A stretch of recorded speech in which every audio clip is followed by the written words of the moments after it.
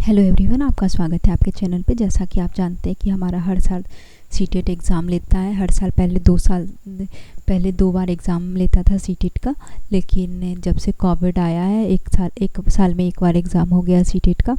तो आपके लिए ज़रूरी होता है कि आप एक बार में ही क्रैक कर ले, इतना टफ नहीं है कि आप ना कर पाएँ। तो देखिए, आज मैं आपके साथ सीडीपी का 30 क्वेश्चन शेयर करूंगी जो आपका 28 दिसंबर 2021 को पूछा गया था। ये आपको पता होना चाहिए कि हमारा क्वेश्चन किस टाइप का है, तो ही आपके एग्ज़ाम आपका क्रैक होता है। तो आइए हम स्टार्ट करते हैं अपने क्वेश्चन नंबर 1 के साथ। हमारा पहला क्वेश्चन है, बालक विकास में आनुवांशिकता और परिवेश की भूमिका के संबंध में निम्नलिखित में कौन से कथन सही है। तो आनुवांशिकता से मतलब क्या समझते हैं? हमारे जो माता पिता का जो गुण रहता है वो हमारे बच्चों में आ जाता है। जैसे कि आपके मम्मी पापा का अगर बाल काला होगा तो आपका बाल भी काला है, और आपके मम्मी पापा का आँख का रंग काला है तो आपके भी आँख का रंग काला है। तो वो आनुवांशिकता हो जाता है। और परिवेश क्या होता है? परिवेश जो होता है वो माँ के गर्भ से ही शुरू हो जाता है। अगर माँ गर्भावस्था में cold drink, drugs, cigarette, smoking ये सब करती है तो उसका असर बच्चे पे पड़ता है। और जब बच्चा गर्भ से बाहर आ जाता है तो उसका घर परिवार, आस पड़ोस का वातावरण, विद्यालय, ये सब उसको प्रभावित करता है। तो देखिए, ऑप्शन दिया हुआ है हमारा, परिवेश की भूमिका निश्चित होती है जबकि आनुवांशिकता के प्रभाव को बदला जा सकता है। दूसरा, आनुवांशिकता की भूमिका निश्चित होती है जबकि परिवेश कारणों का प्रभाव न्यूनतम होता है। तीसरा, आनुवांशिकता और परिवेश दोनों की भूमिका निश्चित होती है और इसे बदला नहीं जा सकता। चौथा, विकास के विभिन्न क्षेत्रों में आनुवांशिकता और परिवेश की सापेक्ष प्रभाव अलग अलग होता है। तो इसका जो करेक्ट आंसर हो जाएगा ऑप्शन 4 हमारा करेक्ट आंसर हो जाएगा। ऑप्शन 4 के साथ हम जाएंगे। ऑप्शन 4 हमारा करेक्ट आंसर हो जाता है। ऑप्शन 4 जो होगा हमारा करेक्ट आंसर है। अगला क्वेश्चन देखते हैं, विकास के चरण के संदर्भ में 2 से 6 वर्ष तक की अवस्था को क्या कहा जाता है? पहला, प्रारंभिक बालावस्था, दूसरा मध्यावस्था, तीसरा शैशवावस्था, चौथा किशोरावस्था। तो 2 से 6 वर्ष का जो आयु रहता है, इस एज में जो बच्चा रहता है जिद्दी रहता है, विरोध करता है, वो किसी की बात नहीं मानता है। और इस स्टेज में जो बालक का होता है, शरीर में जो फिजिकल चेंज जो होता है वो काफ़ी तेज़ी से देखने को मिलता है। इस अवस्था में बच्चे क्या करता है, एक दूसरे को कॉपी करता है। इसमें भाषा डेवलपमेंट होता है इस एज में जो होता है बालक क्रोध, डर, खुशी, दुख ये सब जाहिर करता है।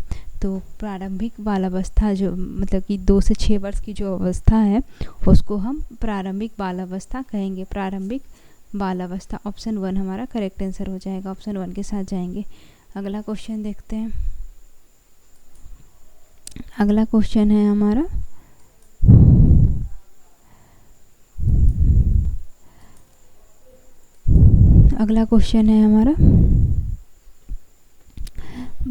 विकास के सिद्धांत के अनुसार गामक विकास शरीर के मध्य से शरीर के बाहर की ओर होती है। पहला शीर्षगामी, दूसरा अधोगामी, तीसरा परिमस्तकीय, चौथा परिधीय। तो विकास जो होता है हमारे शरीर के केंद्र से स्टार्ट होकर बाहर की तरफ होता है। तो पहले बच्चा जो रहता है शरीर के पास के अंगों को नियंत्रित करना सीखता है, उसके बाद वो दूर के अंगों को नियंत्रित करना, कंट्रोल में करना सीख लेता है। तो ये जो हमारा सिद्धांत होता है वो हमारा है अधोगामी। ऑप्शन 2 हमारा करेक्ट आंसर हो जाएगा। अधोगामी, ऑप्शन 2 के साथ हम जाएंगे। हमारा अगला क्वेश्चन है, 4 वर्ष की रिया को उसके माता पिता से डांट पड़ती है जब वो सब्जी खाने से इनकार करती है। प्रतीकात्मक खेल खेलते हुए रिया इस व्यवहार का दोहरा अपनी गुड़िया पर करती है। इसका व्यवहार क्या दर्शाता है? तो 4 वर्ष का जो एज है वो कौन सा अवस्था? प्रारंभिक बाल अवस्था है। और इसमें जो रिया जो है अपने माता पिता, जब वो खाना में वेजिटेबल नहीं खाती है तो उसके मम्मी पापा उसको डांटते हैं, तो वही कार्य वो क्या करती है, अपनी डॉल के साथ करती है। तो जब वो डॉल उसकी नहीं खाती तो उसको डांटती है। तो ये व्यवहार जो है वो क्या दर्शा रहा है? पहला प्राथमिक समाजीकरण, दूसरा द्वितीय समाजीकरण, तीसरा परिपक्वता, चौथा आनुवांशिक क्रमादेशन को खोलना। तो इसका जो करेक्ट आंसर हो जाएगा ऑप्शन 1 के साथ हो जाएगा, प्राथमिक समाजीकरण। ऑप्शन 1 के साथ जाएंगे। अगला क्वेश्चन देखते हैं। अनीता ने रसीम का कलम ले लिया और प्रतिशोध में रसीम ने अनीता का भोजन खा लिया। पूजा यह सब देखती रही थी, किंतु उसने अध्यापिका को सूचित नहीं किया, क्योंकि दोनों ने एक दूसरे से बदला ले लिया था। लॉरेंस कोलवर्थ के अनुसार पूजा नैतिक विकास की किस अवस्था में? पहला अच्छी लड़की उन्मुखीकरण, दूसरा सामाजिक व्यवस्था बनाए रखना का उन्मुखीकरण, तीसरा दंड और आज्ञा पालन उन्मुखीकरण, चौथा यांत्रिक उद्देश्य उन्मुखीकरण। तो इसका जो करेक्ट आंसर हो जाएगा ऑप्शन 1 होगा, अच्छा लड़का और अच्छी लड़की उन्मुखीकरण। ऑप्शन 1 के साथ हम जाएंगे। हमारा ऑप्शन 1 जो है करेक्ट आंसर हो जाएगा। ऑप्शन 1 के साथ हम जाएंगे। हमारा अगला क्वेश्चन है, जीन पियाजे के अनुसार बच्चे द्वारा संरक्षण संबंधी समस्या का समाधान निकालने की योग्यता तार्किक के किस आधारभूत पहलू पर निर्भर करती है? पहला केंद्रीय एवं परिवर्तीयता, दूसरा क्षतिपूर्ण एवं वर्गीकरण, तीसरा विवेकीकरण एवं प्रतिवर्तीयता, चौथा सकर्मक अनुमान एवं क्रमबद्धता। तो इसका जो करेक्ट आंसर हो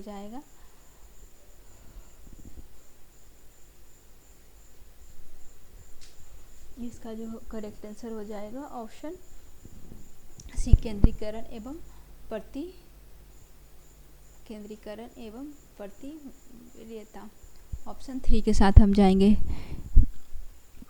अगला क्वेश्चन है हमारा, राघव एक झाड़ू पर इस तरह से चढ़ने का अभिनय करता है मानो वह किसी घोड़े पर सवारी कर रहा है। क्षमता क्या कहलाती? संकेतिक प्रस्तुतिकरण, आत्मकेंद्रीयवाद, संरक्षण, क्रमबद्धता। तो इसका जो करेक्ट आंसर हो जाएगा वो होगा ऑप्शन 1, संकेतित प्रस्तुतिकरण। ये जो गेम खेल रहा है वो अपना किसके अनुसार खेल रहा है? एक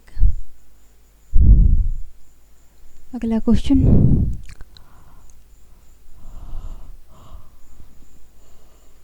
लेबाइगोसी के निकट विकास का क्षेत्र सिद्धांत शब्दावली निकटस्थ दर्शाता है कि दी गई सहायता से छात्र की वर्तमान दक्षता में तुलना है। पहला कुछ नीचे है, कुछ ऊपर है, उसी स्तर पर है, बहुत ऊपर है। तो इसका जो करेक्ट आंसर होगा वो क्या होगा? ऑप्शन 2, कुछ ऊपर है। कुछ ऊपर है, ऑप्शन 2 इसका करेक्ट आंसर हो जाएगा। ऑप्शन 2 के साथ हम जाएंगे। अगला क्वेश्चन है हमारा,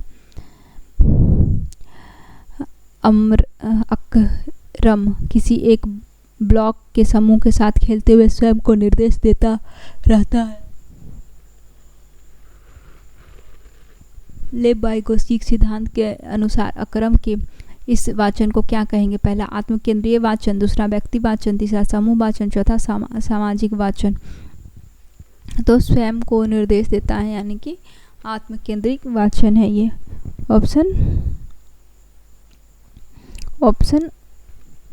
व्यक्तिगत वाचन है। ऑप्शन 2 के साथ हम जाएंगे। ऑप्शन 2 हमारा करेक्ट आंसर हो जाएगा। ऑप्शन 2। अगला क्वेश्चन देखते हैं, बहुयामी बुद्धि का सिद्धांत किसके द्वारा दिया गया है? हार्वर्ड गार्डनर, रॉबर्ट स्टर्नबर्ग, तीसरा अल्फ्रेड बिनेट, चौथा वी.एस. स्किनर। तो ये जो बहुयामी बुद्धि का सिद्धांत किसके द्वारा दिया गया है? गार्डनर के सिद्धांत, बहुयामी बुद्धि का सिद्धांत जो है हार्वर्ड गार्डनर के द्वारा दिया गया है। Harvard gardener. अगला क्वेश्चन है, बच्चे भाषा को सीखने के लिए आनुवांशिक रूप से परिवर्तित होते हैं एवं पर्यावरण इसमें कोई भूमिका नहीं निभाती है। नहीं, बच्चा का पर्यावरण पे बहुत बड़ा असर पड़ता है। ऑप्शन 1 गलत है। भाषाई विकास केवल आनुवांशिकता का उत्पाद है, गलत। ये 4 हो जाएगा, ए और 8 दोनों गलत है। ऑप्शन 11 के साथ हम जाएंगे। ऑप्शन 11 के 4 के साथ हम जाएंगे। अगला क्वेश्चन है हमारा, वंचित पृष्ठभूमि से आने वाले बच्चों के अधिगम एवं विकास के संदर्भ में कौन सा कारक प्रभावित जोखिम वाला है? तो वंचित यानी कि वो गरीब घर से आता, बहुत ही दयनीय कंडीशन है उसका, वंचित समूह है। अध्यापक की उसकी क्षमता के बारे में नकारात्मक सोच और उसके प्रति बहुत कम अपेक्षाएं। दूसरा, पाठ्य पुस्तक की कहानी में सुविधाजनक पृष्ठभूमि के बच्चों का मुख्य पात्र के रूप में प्रतिनिधित्व। चौथा, जहाँ तक संभव हो सके विद्यालय में दिए जाने वाला ज्ञान और स्थानीय ज्ञान के बीच जुड़ाव पर बल। चौथा, कक्षा में विजातीय आधारित समूह बनाना। तो इसका जो करेक्ट आंसर हो जाएगा ऑप्शन 1, अध्यापक की उसकी क्षमता के बारे में नकारात्मक सोच और उसके प्रति बहुत कम अपेक्षाएं। ऑप्शन 1 हमारा करेक्ट आंसर हो जाएगा। अगला क्वेश्चन देखते हैं। एक विद्यालय लड़कियों को केवल संगीत और नृत्य प्रतियोगिता में भाग लेने के लिए प्रोत्साहित करता है। विद्यालय यह दृष्टिकोण रखता है, जेंडर आधारित रूढ़िवादी धारणा को चुनौती देता है।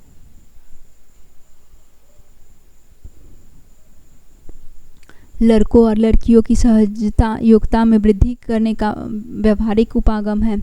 यह जेंडर संबंधित पूर्वाग्रह को दर्शाता है। यह प्रशासन के प्रगतिशील दृष्टिकोण को दर्शाता है। तो इसका जो करेक्ट आंसर हो जाएगा ऑप्शन बताइए कौन सा सही होगा। संगीत प्रतियोगिता के लिए प्रोत्साहित करता है लड़की को हमेशा, तो ये जो है करेक्ट आंसर हो जाएगा इसका। यह जेंडर पूर्वाग्रह को दर्शाता है कि संगीत में केवल लड़की क्यों, लड़का भी पार्टिसिपेट कर सकता है। ऑप्शन 3 हमारा करेक्ट आंसर हो जाएगा। अगला क्वेश्चन देखते हैं। एक अध्यापक पूर्व वर्ष के दौरान अधिगम संबंधी गतिविधियों में संलग्न बच्चों का बारीकी से अवलोकन करती है, उसके कामों के नमूने का संकलन करती है और प्रत्येक बच्चों के लिए अवलोकन डायरी भी रखती है। यह किस प्रकार का मूल्यांकन कहलाता है? ऑप्शन 1 मानक एवं एकरूप, दूसरा संकलनात्मक एवं अध्यापक केंद्रित, तीसरा सतत एवं समग्र, चौथा मानक आधारित संदर्भ युक्त। तो इसका करेक्ट आंसर क्या हो जाएगा? ऑप्शन सी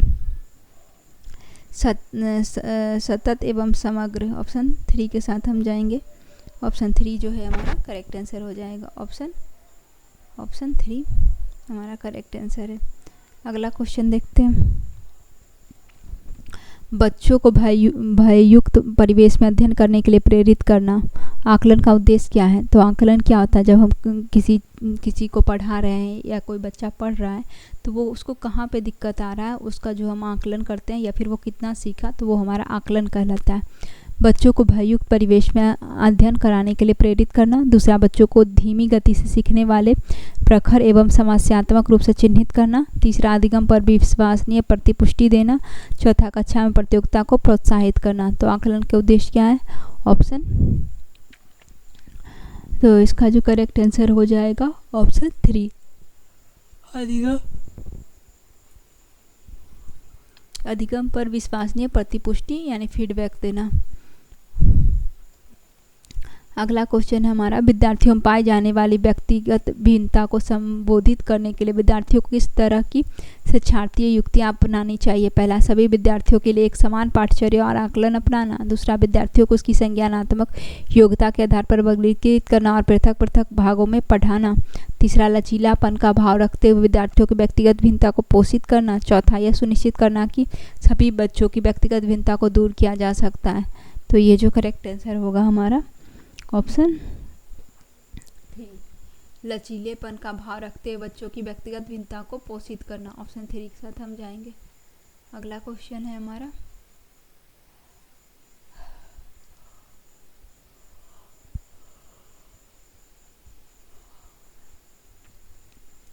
निम्नलिखित में से अवदान कमी, अति सक्रियता, व्यक्तिक्रम वाले बच्चे किस तरह की विशेषता दर्शाता है? पहला, बैठकर चुपचाप काम करने की प्रवृत्ति, दूसरा आसानी से विचलित होने की प्रवृत्ति, तीसरा दूसरे को ध्यानपूर्वक सुनने की प्रवृत्ति, चौथा बिना रुके लंबे गद्यांश पढ़ने की क्षमता। तो इसका जो करेक्ट आंसर हो जाएगा ऑप्शन 2 इसका करेक्ट आंसर हो जाएगा, आसानी से विचलित होने की प्रवृत्ति। ये जो होता है अवदान कमी, अति सक्रियता, व्यक्तिक्रम, तो इसमें जो बच्चा होता है वो एक काम को पूरा भी नहीं करता, उसको छोड़ देता है, फिर दूसरे काम को भी पूरा नहीं करता, तीसरा पकड़ लेता है, इसी तरह से वो कोई भी काम को पूरा नहीं कर पाता है। तो ऑप्शन 2 इसका करेक्ट आंसर हो जाएगा। अगला क्वेश्चन देखते हैं। प्रतिभाशाली विद्यार्थियों को पढ़ाने के लिए शिक्षक को क्या करना चाहिए? पहला, उन्हें स्वेच्छा से चयन किए गए उच्च स्तरीय और मौखिक पाठ्यक्रम को पढ़ाने के लिए प्रोत्साहित करना चाहिए। दूसरा, अन्य विद्यार्थियों से अलग उसकी पृष्ठ रूप से पहचान बनाने पर जोर देना चाहिए। गलत।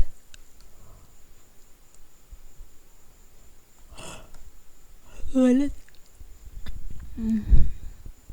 उन्हें बाह्य प्रतोषक देकर अभिप्रेरित करना चाहिए। गलत। विद्यार्थी द्वारा उनके विकल्प लक्ष्यों को पूर्ण करने के लिए उन पर दबाव डालना चाहिए। नहीं, दबाव तो बिल्कुल नहीं डालना चाहिए। तो इसका जो करेक्ट आंसर हो जाएगा, सॉरी पहले ऑप्शन 1 इसका गलत है। इसका ऑप्शन 1 जो है, ऑप्शन 1 जो है वो करेक्ट आंसर हो जाएगा। ऑप्शन 1 के साथ जाएंगे, बाकी सभी गलत है। अगला क्वेश्चन देखते हैं। अगला क्वेश्चन है हमारा, रमन कक्षा 4 में पढ़ता है, उसे कम दिखाई देता है तथा उसे पृष्ठ पुस्तक के पढ़ने एवं कार्य करने में कठिनाई होती है। उसने अध्यापक को क्या करना चाहिए? पहला, उसके अभिभावक को उसका काम पूरा करने की सलाह देनी चाहिए। दूसरा, उसे पाठ्यक्रम को पढ़ने और अपना काम करने की अस्थायी छूट देनी चाहिए। तीसरा, उसे पाठ्य पुस्तक के पाठों की रिकॉर्डिंग उपलब्ध करानी चाहिए। उसे अपने सहपाठियों को कॉपी काम उतारने के लिए दे देनी चाहिए। तो इसका जो करेक्ट आंसर होगा ऑप्शन 3 इसका करेक्ट आंसर हो जाएगा। उसे पाठ्य पुस्तक के पाठों पर रिकॉर्डिंग उपलब्ध करानी चाहिए। ऑप्शन 3 के साथ हम जाएंगे। अगला क्वेश्चन है हमारा, एक प्राथमिक विद्यालय के अध्यापक के रूप में आप कक्षा में अधिगम निषेधता वाले बच्चों की सहायता के लिए कौन सी युक्ति का प्रयोग करेंगे? अधिगम अक्षमता जो है वो शारीरिक दृष्टि, विकलांग, ये सब में आता है। पहला हमारा, अधिक से अधिक लेखन कार्य वाले परीक्षण पात्र बनाएंगे। दूसरा, प्रदत्त कार्यों का मूल्यांकन करने के लिए लिखावट को एक मानदंड मानेंगे। तीसरा, प्रदत्त कार्यों के मूल्यांकन वर्तनी को महत्व नहीं देंगे। चौथा, लेखन कार्य का समय घटा देंगे। तो इसका जो करेक्ट आंसर हो जाएगा ऑप्शन 3। ऑप्शन 3 के साथ जाएंगे। ऑप्शन 3 इसका करेक्ट आंसर है। अगला क्वेश्चन है हमारा, निम्नलिखित में कौन सी युक्तियां सार्थक अधिगम को सम्मानित करने के लिए प्रभावशाली? पहला, उदाहरण और गैर उदाहरण का प्रयोग। दूसरा, विद्यार्थियों को प्रश्न पूछने के लिए प्रोत्साहित करना।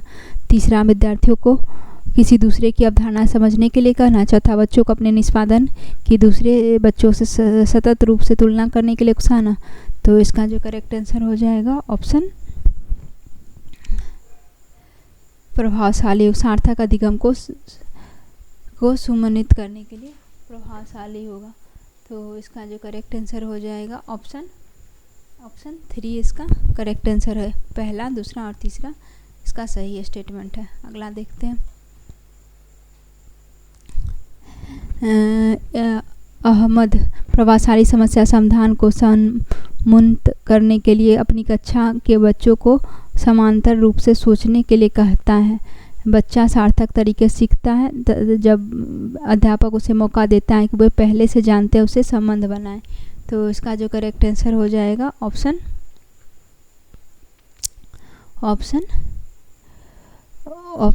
1 इसका सही हो जाएगा। ए और दोनों सही है और ये इसकी व्याख्या सही करता है। अगला क्वेश्चन देखते हैं, राष्ट्रीय शिक्षा नीति 2020 के उपागम से किस उपागम के लिए शिक्षा शास्त्रीय बदलाव की अनुशंसा करती है? पहला, संरचनावादी व्यवहारवादी। दूसरा, रटने पर आधारित अधिगम अवधारणात्मक समझ। तीसरा, खोजबीन आधारित अधिगम ड्रिल और अभ्यास। चौथा, अधिगम के लिए आकलन अधिगम का आकलन। तो इसका जो करेक्ट आंसर होगा ऑप्शन 2 इसका करेक्ट आंसर होगा, रटने पर आधारित अवधारणात्मक समझ।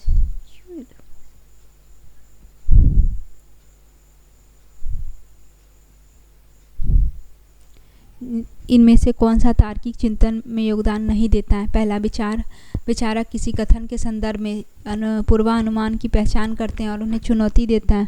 दूसरा, विचार कथनों में तथ्यों की सत्यता और तर्क की संगतता की जांच करते हैं। तीसरा, विचारक परिस्थितियों के संदर्भ में विचार नहीं करते हैं। चौथा, विचारक कल्पना करते हैं और विकल्प तलाशते हैं। तो तार्किक चिंतन में कौन सा योगदान नहीं देता है? तो इसका जो करेक्ट आंसर हो जाएगा ऑप्शन 3 इसका करेक्ट आंसर हो जाएगा। विचारक परिस्थितियों के संदर्भ पर विचार नहीं करते हैं, ऑप्शन 3 के साथ जाएंगे। अगला क्वेश्चन है हमारा, मीरा विद्यालय के बाद गिटार का अभ्यास करती है, वह इस कार्य से प्रेम करती है और उसे संतुष्टि देता है। यह क्या दर्शाता है? बाह्य प्रेरणा, आंतरिक प्रेरणा, अभाजन आवश्यकता, शारीरिक आवश्यकता। तो ये जो है इसका ऑप्शन 2 करेक्ट हो जाएगा, आंतरिक प्रेरणा, सेल्फ मोटिवेशन। अगला क्वेश्चन देखते हैं, निम्नलिखित में कौन सा कक्षा में सामाजिक भावनात्मक अधिगम को सुमनुत करता है? पहला, विद्यार्थियों में प्रोत्साहितता को बढ़ावा देना। दूसरा, जबरदस्ती थोपे गए अनुशासन का प्रयोग।